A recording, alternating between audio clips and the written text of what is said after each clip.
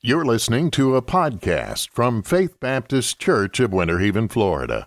Our purpose is to worship God and equip believers to proclaim the gospel of Jesus Christ. If you'd like more information, please visit faithbaptistwh.org. All right. Welcome back. Our students are running a little late today. That's my fault. Sorry, we were having too much fun playing dodgeball. And I also just wanted to start out by saying that, yes, tonight is our last night of this inductive Bible study through Ecclesiastes. We'll be finishing chapter 12 today, and so I just wanted to say thank you to everyone for being patient with us as we tried this out and working with us to make this combined service happen. I think it's been a perfect book for an intergenerational service like this, especially with all of this advice for us in our youth. Ecclesiastes has been great, but then getting to be with older people in the church has just been, it's helped draw out a lot of the wisdom and insights from the book. So I've really enjoyed being with you all. With that being said, I've got a question to get everyone talking tonight. What is something about getting older, that you're not looking forward to? Jay? Taxes. Good answer. All right, what else? Yeah.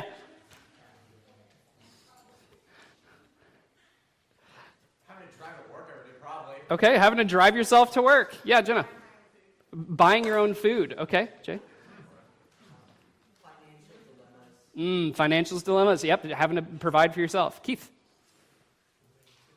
Yeah, the pain, just the physical pain of getting older.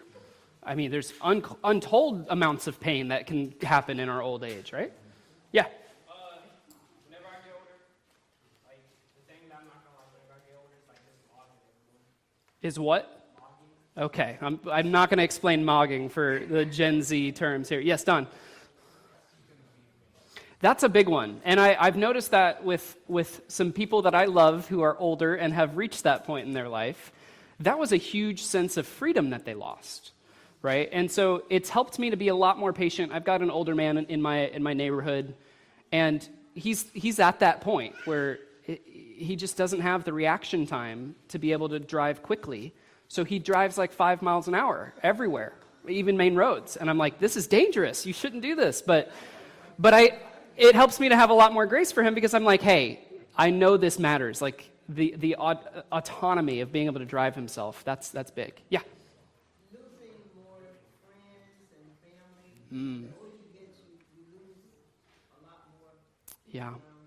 Losing the people around you. My grandpa said that. He said, I am so old now that all of my friends are dead and gone. I've outlived them all. And that, you can hear the sadness in that, of like, I miss my friends, you know?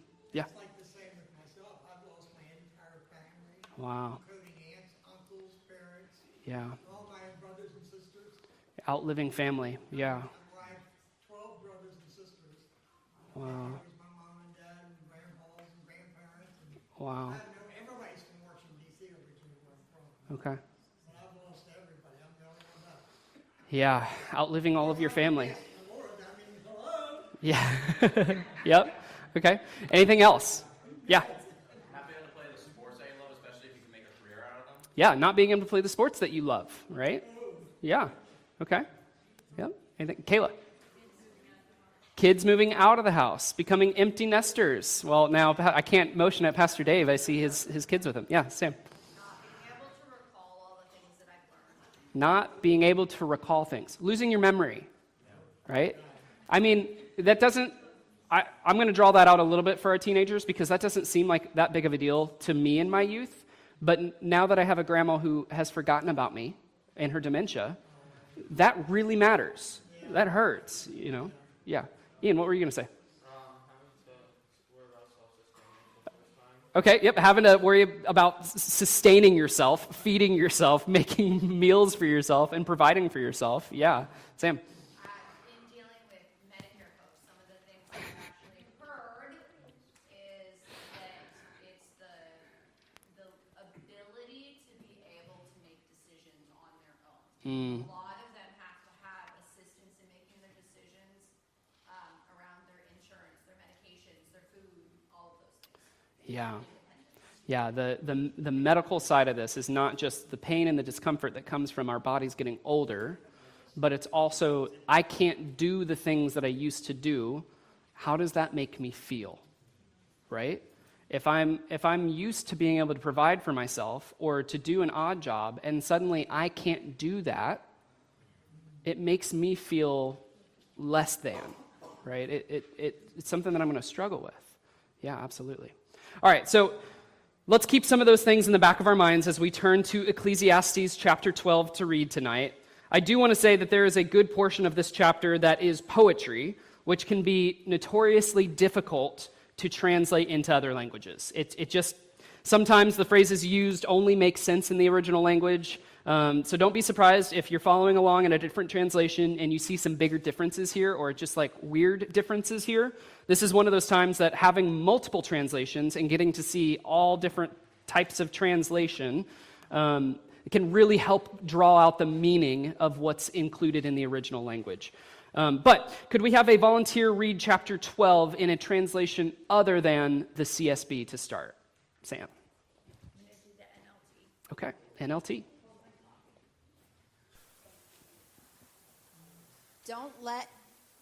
Don't let the excitement of youth cause you to forget your Creator. Honor Him in your youth before you grow old and say, life is not pleasant anymore. Remember Him before the light of the sun, moon, and stars is dim to your old eyes, and rain clouds continually darken your sky. Remember Him before your legs, the guards of your house, start to tremble, and before your shoulders, the strong men stoop. Remember Him before your teeth, your few remaining servants, stop grinding, and before your eyes, the women looking through the windows see dimly. Remember Him before the door to life's opportunities is closed, and the sound of work fades. Now you rise at the first chirping of the birds, and then all their sounds will grow faint. Remember Him before you become fearful of falling and worry about danger in the streets, before your hair turns white like an almond tree in bloom, and you drag along without energy like a dying grasshopper, and the caperberry no longer inspires sexual desire. Remember Him before you near the grave, your everlasting home, when the mourners will weep at your funeral.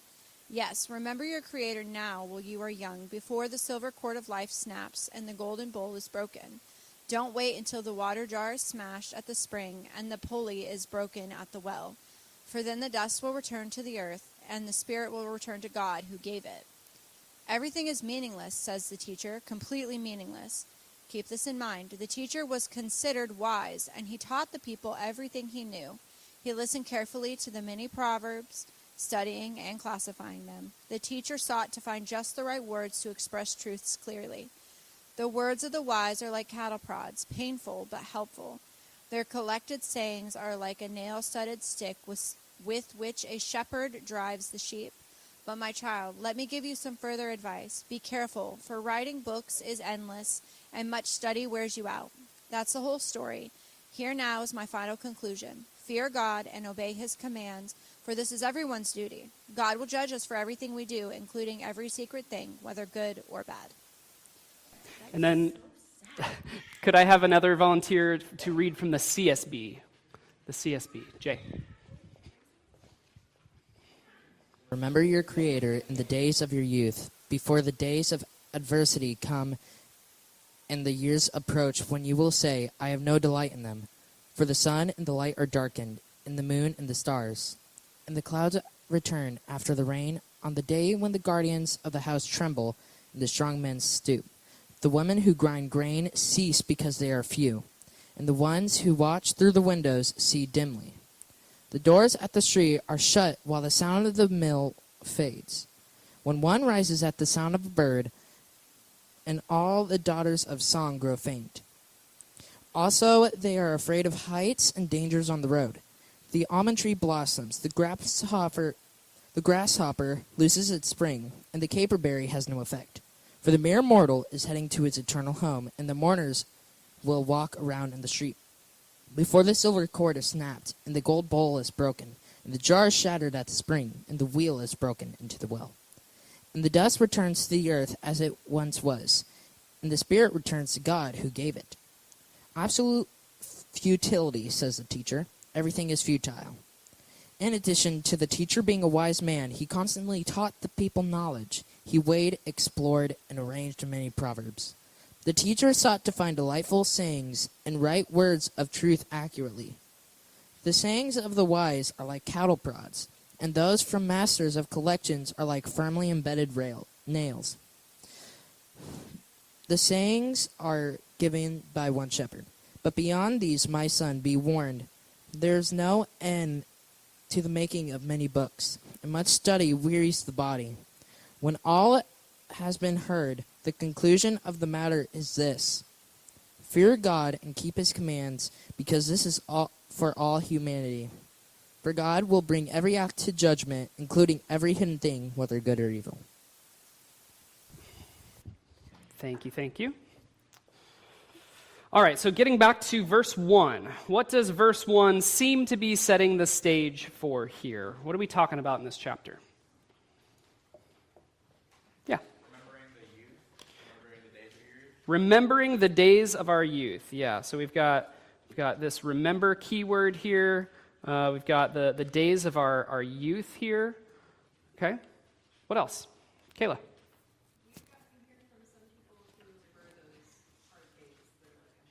Yeah, so Kayla's saying that we've heard people say, like, I'll get saved maybe on my deathbed, or once I'm closer to that point, maybe I'll, get the fire insurance. Right, but what she's saying is it seems like what Solomon is saying is that we should draw near to God now, right? But I think that requires us to define this word youth. What are the days of our youth? What is that talking about? Jeremiah? You think it's talking about childhood? I mean, that's a logical answer. Yeah, Sam? In this time frame, I would think that it's kind of like a stepping stone into your old age. Okay. Let me hear from somebody a little bit older. What are the days of our youth? Keith? Be wise in your youth and what you do, because it will determine the quality of life you have. Now, you're drawing out stuff from later. That we're going to get there, yes. But I think one thing that I'm trying to draw out in this is I have heard an 80-year-old man who is doing like 5K marathons. He's like, yeah, I mean, when I was 60, 70 years old, that's when I was young. Like, I felt great then, right? So the days of your youth is subjective, right? So I think that we kind of have to think about this in terms of the days of your youth are any day that you're alive before you die, right? Because then we have to get into this next phrase here, this next sentence. Before the days of adversity come. Well, what are those? Anybody have any ideas? What are the days of adversity? Do you have another translation that puts it another way? With like the days of your youth thing, Mm-hmm. the thing I kind of thought of is the days that you kind of let yourself be your youth again. Okay. People that are like 70 years old, it's like, well, I'm old, so I can't do that immediately. Yeah. So The days that you kind of let that, like, even if you're 9 years old, you still kind of let yourself have that, like, I'm still in my youth mentality, just want to be a little careful here, but I'm still gonna have fun with my kids, take them out to eat somewhere with Yeah. whatever. Yeah, and you weren't here for last week, but we actually saw in chapter 11 that God commands us to enjoy life. So he commands us to enjoy the days of our youth and to take advantage of those days because they're fleeting. Absolutely. Anybody have a different translation for the days of adversity? What does that mean? Kathy?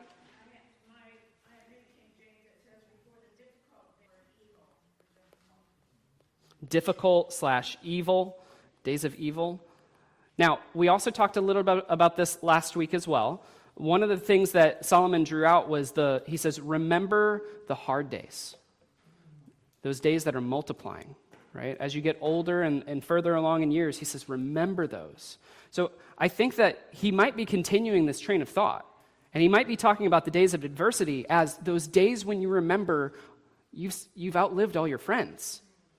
Those days that you can't sustain yourself, right? Yeah, Barbara. Those are the days like when I broke my hip almost 8 years ago. Mm-hmm. I'm amazed at how God got me through that. Right. I just barely started coming here for one thing. Yeah. I was like between churches. It was really very unusual, but the Lord took care of me. Yeah. it's when you get older, from what I'm getting there. I've got some gray hairs, all right? These teenagers, right? When you get older, though, a simple injury can set you back. I mean, it can keep you in bed, and then suddenly you're not keeping up with your routines, and it's just a huge cumulative effect, right? Sam, what were you going to say? I was going to say the NLT says life is not pleasant anymore, so it shortens verse 1 quite a bit. I think that's trying to capture this phrase here, the I have no delight in them. Well, yeah, I think as well. It made it really short. Yeah. They made this first verse really short, so it doesn't totally capture it. But there were a few times where I was like, oh, the NLT put it that way. I really like how it says that. Yeah. But I think when it comes to adversity, I mean, I often think about like anything, our adversary. Our adversary is the devil. So it's really adversity would be like anything that is a struggle, I guess, so which has been reiterated. It's the days of struggle and of hardship and caution and more anxiousness over our physical being. Yeah. There's a lot of just problems that come in later in life, spiritually as well. As a result of all those physical things that we deal with, there's a spiritual battle that's connected to that. Our mind and our body are connected. Yeah. That ties into why you want to remember your Creator. All right. Yeah. So let's talk about that. I think we also have to define, or at least talk about who is the Creator. Why is Solomon talking about remember your Creator? Why isn't he saying remember the Lord your God? Remember Yahweh. Why is he saying Creator here? There's a choice there, yeah. To put you in perspective, just saying, this person created you, and you're going off and living life Yeah. you want to. So why is that perspective of God creating you helpful now as we're talking about, it looks like the end of our life? But yet, Yeah. by looking to God, that's where we get our strength and our belief that regardless Yeah. of our age, we are still able to serve God. Yeah. We have to still listen to Him. Yeah. Because even at our age, regardless, He has a purpose for us. Absolutely. Renee, were you going to add something to that? I'm sorry. You're good. He made us so He knows how we are, Yeah. so He knows what to give us when we need it. Okay, so if he made us, it reminds us of him making the earth and all the things in it. And remember that phrase at the end? And it was good. Remembering our Creator reminds us that what God has created is good, including our old age. Like we're meant to be thankful. We're meant to remember our Creator in the days of our youth, even in our old age. Right? Yeah, Don. I think as we go through the very approach the latter stages, Mm-hmm. and it will affect us in Yeah. terms of the way we look at our Creator Yeah. and how we choose to love Him. Yeah. So you're pulling out the emphasis of our youth in this, right? So, and not just our youth, but those various seasons of life where we create habits and routines. And we can see those habits and routines actually culminate into either a really nice old age. Like, here's one. Like, if you are staying active, your body in its old age will remain active, right? An object in motion tends to stay in motion. But if you are not active and then you retire, then you might sense your body gets really like, if you don't already have that routine and habit, it's going to be hard, right? So yeah, that's certainly part of this. But before I move on, I just want to say this remember word right here, that's a point of application. I put an A there. What does it mean to remember? How do I remember? Is it just like an inactive thing? I'm not gonna talk about it right now, but take that one home with you and think about this. All right, what metaphors can you see in verses 1 through 8, 2 through 8? What metaphors do you see here? Same. Yep, I'm going to highlight here. Let's do blue. All right, so the sun and the light are darkened. What do you think that, and you can point these out, you can take your best guess. Eyes. Okay, so sun and light are darkened. We're not seeing light as much as we should be. What else? I guess we could also say the moon and the stars are a part of that as well. Yeah. The woman, or in the other translation, servants and who grind grain cease because they are feeling. Do you have an idea of what? It could be.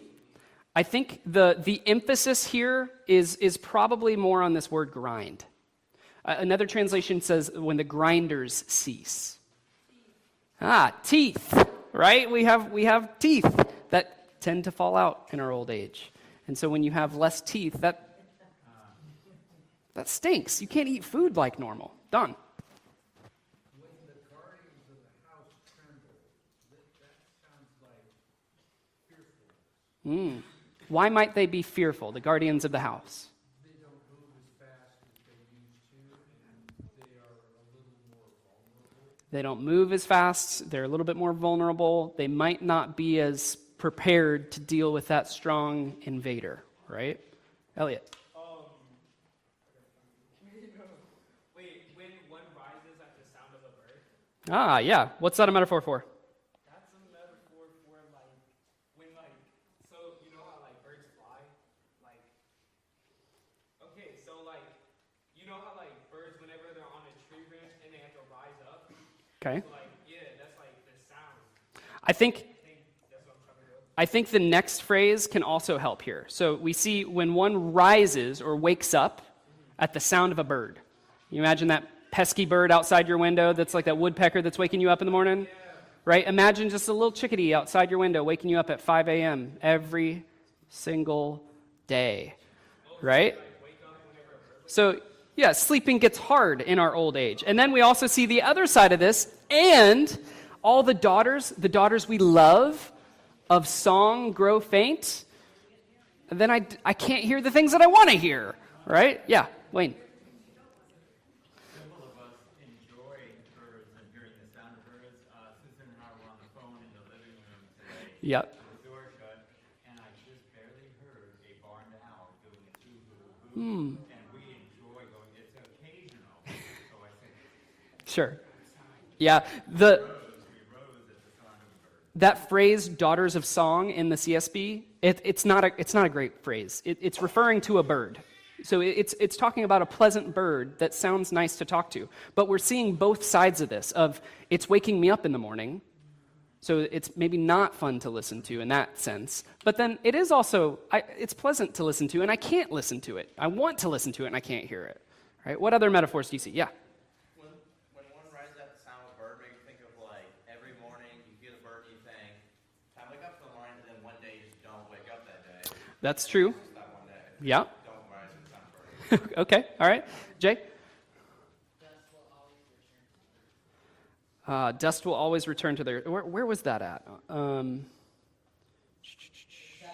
Verse 7, thank you. And dust returns to the earth as it once was. Now, that's an interesting thing, too. Do you have an idea of what that's a metaphor for? It refers to the curse that God gave Adam whenever he sinned. Right. What did God create Adam from? Dust. And to dust he'll return. Yeah, Ian. When the caperberry has no effect. Yeah, the caperberry. Where was that at? Here. Yeah, here it is. Caperberry has no effect. NLT rendered that right on the money.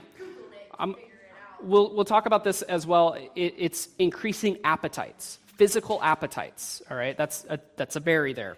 Yeah, and I think it said the ESV might have said the desire loses its, or desire fails. Right, so the fails, and that aligns. right. I want this, but I just can't. Yeah, Elliot. The grasshopper loses its spring. Yeah, what's that saying? It's saying like you don't get as many breaks. Okay, I mean that might be part of it. You got an idea? It's kind of like when you like see like when your favorite like player that you were watching, but then now when you're like in your 30s or something like that, then he's just completely like off the map, like nowhere to see. You're like, what happened to this guy? Okay. Just because like his entire mind just shut down. Okay. Yeah. The grasshopper here, it's a bug that's jumping really high, right? So it's agility, right? I'm sorry, Barbara? You don't do cartwheels anymore, right, in your old age. Yeah, Jenna. You're losing mobility, agility, right? You can't move around as quickly, right? What else? Jay? Mm-hmm.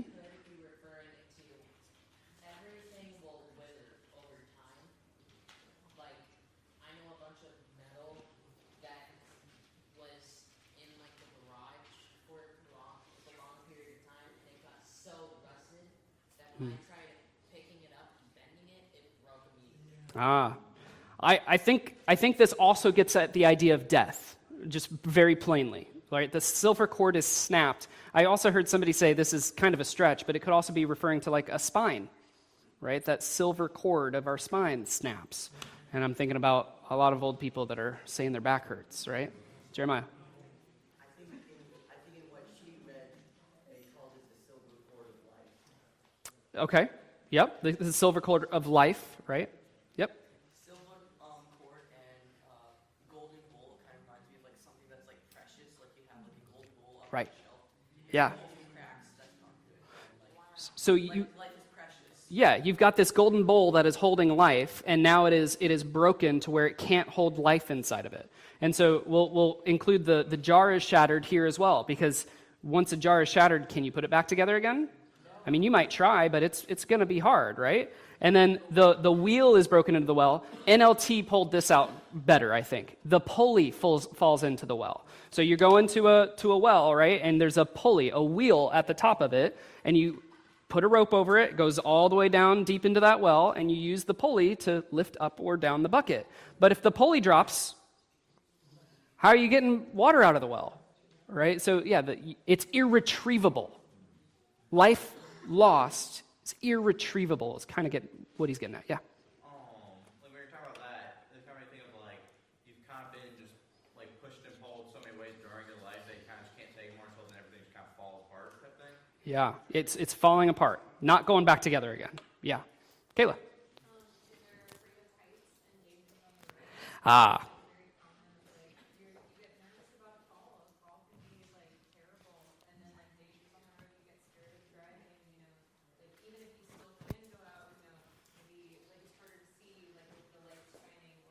Yeah.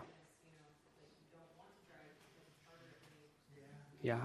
Yeah, it's harder to drive. It's, even just getting up from where you're sitting down, walking down the hall, and getting in bed. That can become quite the trek in our old age. And so they're afraid of those heights and the dangers that come with that, for sure. Yeah. All right, well, we are at 7:30. And you can see there's still more metaphors here.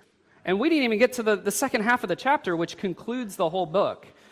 So I'm just going to show you these questions that I gave. What observations about words are made in 9 through 12?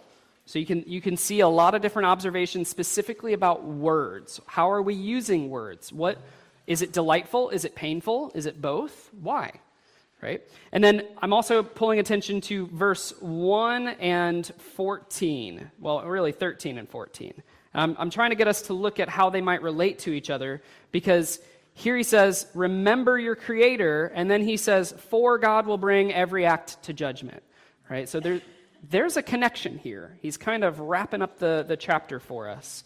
But we are at time, so let me pray, and we will move on to our prayer time.